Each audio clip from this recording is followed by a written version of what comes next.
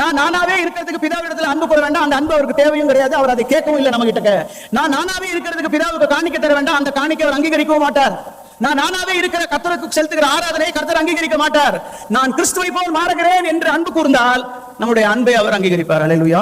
நானே வழி, கிறிஸ்துவின் ரத்தத்தினாலே, பிதாவின் சித்தத்தினாலே, பிதாவின் நோக்கத்தை கொண்டு. சங்கீதம் 20:4. அவர் உன் மன விருப்பத்தின்படி எல்லாம் செய்து உன்னுடைய என்ன தெரியும்ல வசனம், அதையும் சொல்லி தானே ஜெபம் பண்றோம், அதையும் சொல்லி ஜெபம் பண்ணிருக்கோமா இல்லையா? அவர் உன் மன விருப்பத்தின்படி எல்லாம் செய்து உன்னுடைய நோக்கங்களை எல்லாம். See, it is the promise given to David.